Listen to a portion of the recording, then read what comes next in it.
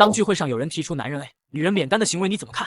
事情是这样的，公司聚会吃810位的海鲜自助，剧桌上吃的挺愉快。等酒过3巡后，庄比凡明显喝高了，对着桌子开始吹牛逼。这点小钱就别跟女生计较了，咱们男的爱，女孩子们免单吧。哥哥威武大气。听到女生们的反应后，他更飘了。我这辈子没让女生花过钱，本来我想都请了，但也得顾及各位哥们的面子是吧？在座男生都沉默不语。我想了想，说道：喝多了吧？别他妈装了，年底奖金你拿的最多，不会一点小钱都出不起吧？我从小到大没让女人花过钱，来咱们团队我算开了眼了，一聚餐就 AA，男的吃得多，喝得多，女的能吃多少？让人女的跟咱 A 公平吗？年龄最小的邵逸阳说：女生跟咱们 A 的时候是去了酒水钱，然后再 A 的。那也不行，是爷们儿就应该请客，连请你的吃个饭都舍不得，怪不得你特喵一直打光棍儿。这不是舍不舍得的问题，几位姐姐收入也不差，你想请，人家还不一定乐意呢。这你就不懂了，没有女人不希望被男人请客。我前女友跟我在一起出门都不带手机，老爷们儿就应该惯着女的。就今天这饭局，哥儿几个我提议啊，咱们男的 A， 女生免费。几个女同事纷纷表示不用，说好 AA 的。也有个女生起了个哄，友好大气。庄比凡立马像打了鸡血，一脸期待地看着宋思薇。宋思薇年前刚加入团队，第一次参加聚餐，肤白貌美大长腿，很明显庄比凡想在她面前表现。宋思薇向庄比凡竖起了大拇指，庄比凡一个激动，仰脸把满杯的小麦果汁干，完美错过了下一秒宋思薇手指180度旋转，指尖向下的一幕。放下杯子，庄比凡像受到了鼓励，越发飘了。说实话，这点小钱我本来想全付了，但哥儿几个也是男人，也得有点脸，一个团队的，这点面子我必须给哥几个留。咱们男的 A 女的免就这么定了。说罢，他仰脸暴毙，神情鄙夷地看着在座男同胞。我心里骂了声娘，这特么犊子都让他装圆了。小邵带头反对。比哥，你别破坏规矩啊！咱们聚餐从来都是 AA 的。别特么扯淡，就说这钱能不能付得起？能不能？小邵脸气得脸通红，我一个眼神过去，他挑了挑眉没再说话。我看着一桌菜，在心里估算了一下，龙虾、帝王蟹、红酒喝了4、5瓶，这顿没有2万下不来。男生们心里不满，但让庄比凡逼得只能低头沉默。说不会吧，显得自己小气。上班没多久，底子薄，肯定心疼。这庄比凡想当聚会上的显眼包，在女生面前充英雄，偏让别人陪他一起买单，行为实在太差劲。但作为团队里的大哥，酒桌上我也不想下他面子，于是我拍拍他的肩，你是不是真喝多了？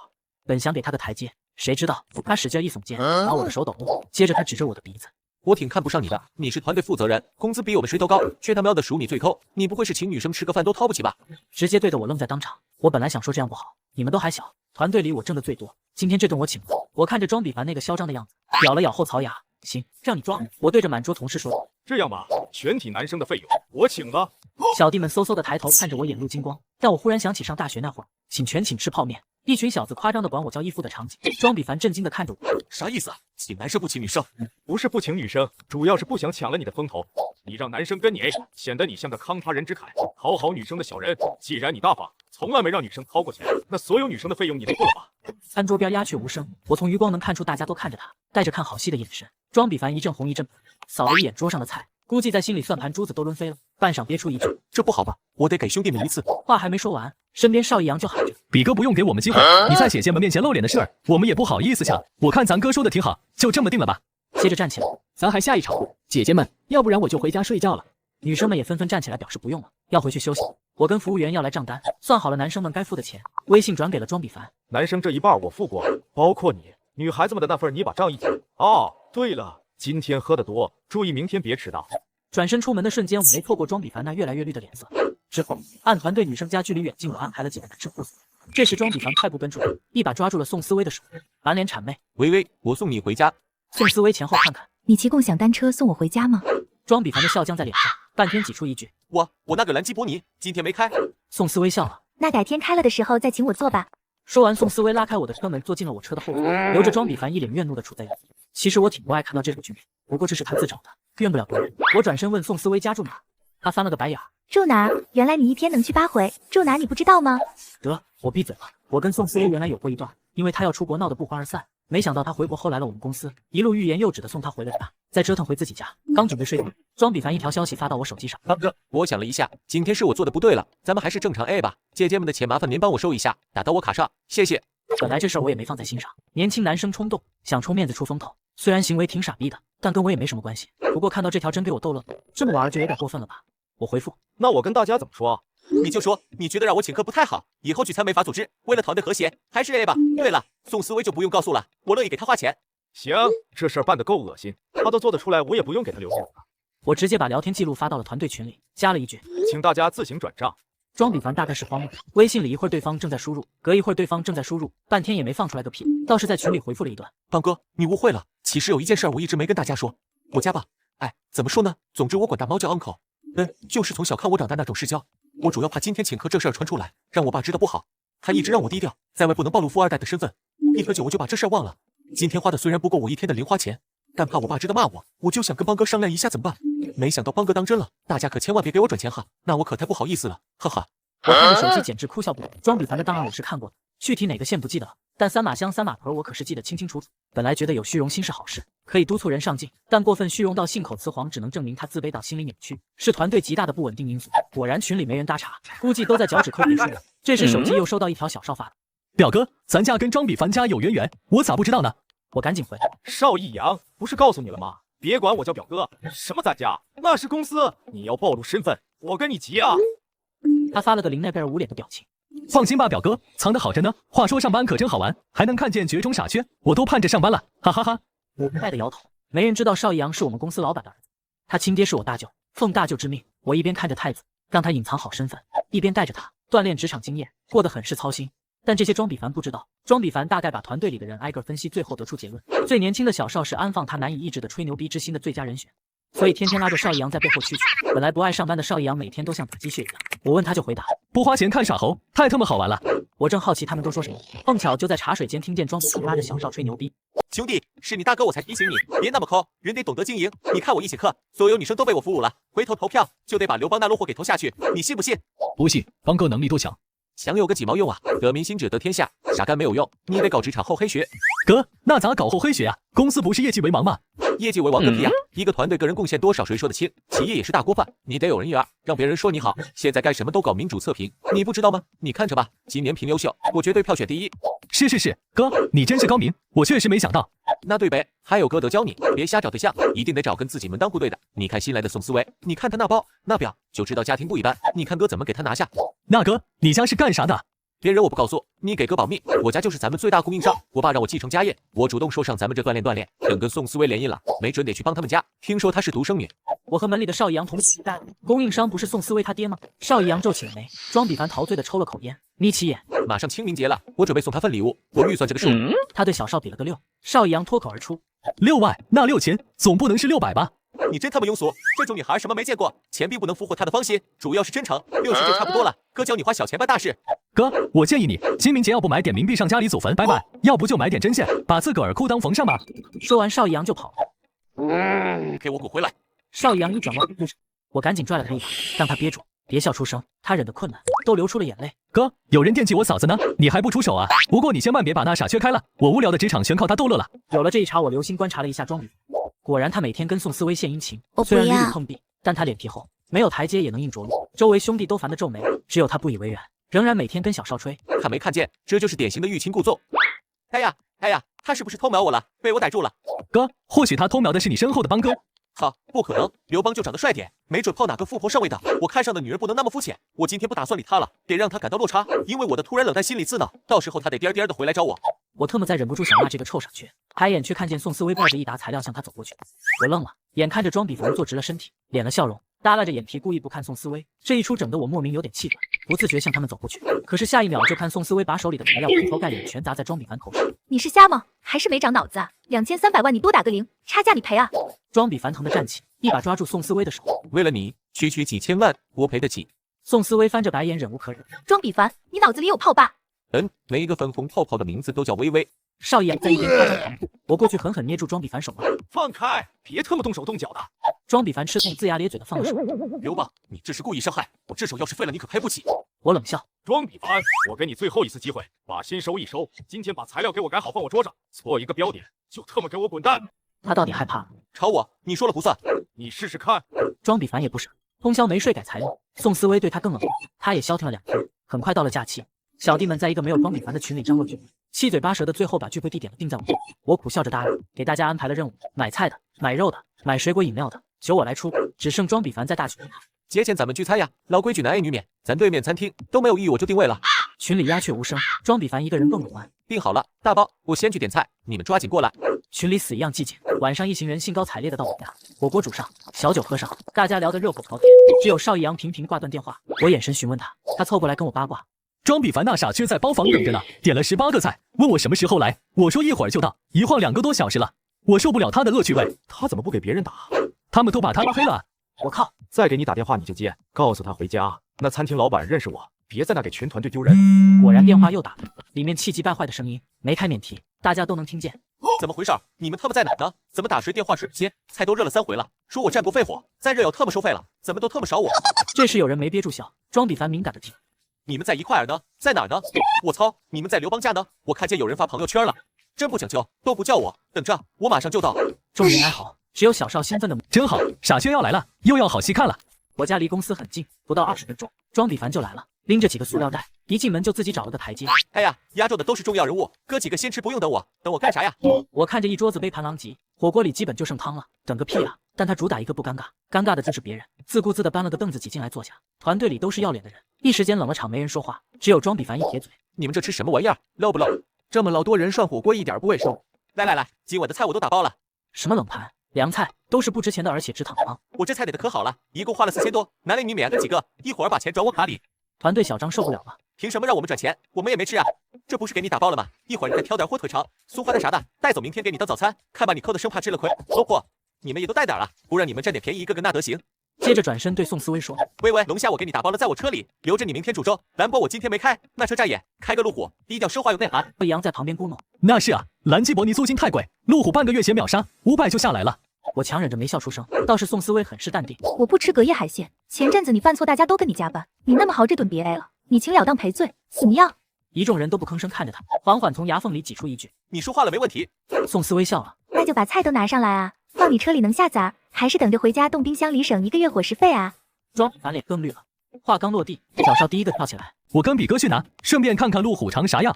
”10分钟后，邵逸阳和庄比凡回来。邵逸阳春风满面，对比庄比凡脸上暗淡无光，我就知道肯定有情况。果然，邵逸阳拉着我进卧室拿酒。我操，可他妈逗死我了！那傻缺把菜全放后座了，我往外拿，他那个舍不得。拿螃蟹和龙虾的时候，死活跟我抢，不小心袋漏了蒜蓉撒一车，龙虾钳子把座椅划了，丫当时就跟我急了，说你知不知道这车多少钱？我特么没惯着他，我说哥你车又不是租的，还能让你便宜是咋的？这什么节啊？再说了你不是好几辆车吗？丫当时就装上了，说没错，回家让保姆收拾。回来的时候他落后2步，我听见他给租车公司打电话，真皮座椅划坏了，赔1万多，可乐死我了。哥，拿瓶好酒，我要配龙虾。说着从我酒柜里拿了瓶茅台，酒刚上桌，众人惊叹：茅台陈酿！庄比凡一把抢过来：“哎呦，我说邦哥，真不是我说你，你给哥们儿喝假酒也太不地道了。”假酒？我一愣，怎么就假酒了？他胸有成竹地指着茅台酒的盖儿。茅台都是塑料盖，你买假酒你也做市场调查呀，都别喝了，好多拉稀事小，酒精中毒了可别怪我没提醒你们了。这玩意儿我家有的是，平时我都采香喝。采香喝茅台，喝不死你。一众小弟还看着酒瓶子疑惑，邵逸阳笑出声了，他把手机对到庄比凡眼皮底下：“你好好看看，这叫铁盖茅台，87年的，大几万一瓶。”庄比凡愣了一下，接着眼珠乱转：“那我能不知道？我就考验你们，你还真上当了。来，倒上。”说完给自己倒了满满一碗。比哥，人家用杯你用碗，你是武松啊？这一口1000块钱，一会儿打邦哥卡上哈。一众小弟马上反应过来，纷纷附和：“对，这酒我们男 A 女免，我穷我就来10毫升尝尝味儿得了。还是比哥豪啊，那一碗得3000多吧？来，现在就转账。”你个富二代，你能比啊？我也来10毫升尝尝得了。我看着庄比凡死死盯着那酒瓶子，牙都快咬碎了，我实在憋不住。你要是喜欢这空瓶子，你就拿去吧，某鱼上还能卖好几百。他嘴上不屑地说自己家有的是，但转身就趁人不注意，把空瓶子放到自己包里，接着若无其事地跟大家尬聊。一群年轻人喝起来，聊的话题就荤素不忌了。开始还有人挤兑庄比凡2句，后来基本就把他当个屁，但他总能见缝插针地围在宋思威旁边，看得我很是奇怪。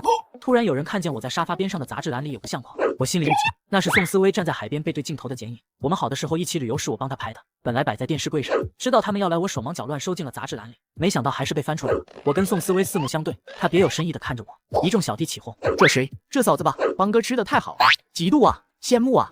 我有点尴尬，笑不说话，只有庄比凡在旁边阴阳怪气：“你们这帮没见过世面的，这你都为啥照个背影？没准是从后面看想犯罪，从正面看想自卫。”我刚他妈准备喷他，宋思威一本杂志扔过去：“眼瞎啊你，敢这么说我？”这一下子倒给庄比凡打笑了，扭头跟小少说了一句：“看见没？做了，心里爱我，不好意思说。”接着一世人沉默，让他反应过来，5秒后爆发出女生们啊的尖叫。邦哥和薇薇姐是一对呀，藏得好深啊，我们都没看出来。真是郎才女貌，好配啊！完了，我失恋了。我和宋思威默契的谁也没承认，谁也没否认，只是庄比凡破防了。不可能，薇薇，你看上他啥了？你喜欢他？我不信，别故意气我，我会上信，会当真的。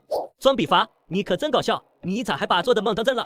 就是，你不撒泡尿早早，放走邦哥不要，喜欢你，薇姐又不下。宋思薇也是恶趣味，看上他啥了？看上他有钱行吗？我跟宋思薇的八卦把聚会推向高潮，闹到12点，一帮小兔崽子终于要走了。我拿着车钥匙下楼，赶在庄比凡前面抓住宋思薇的手。我没喝酒，我送你。庄比凡眼冒绿光，死死瞪了我一眼，逼近一步。有帮你舔了心跟我抢是吧？劝你知难而退啊！现在搞对象讲究门当户对，微微就是故意气我，别怪我没提醒你。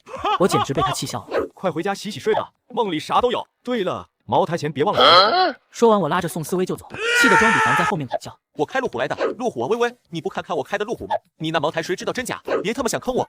那什么，比哥，要不你送我呗？蒜蓉味儿的路虎，俺还真没做过。我求蛋。自从聚餐后，庄比凡彻底恨上了我。他急于在宋思薇面前表现，路虎开着，名表带着，把装逼进行到底。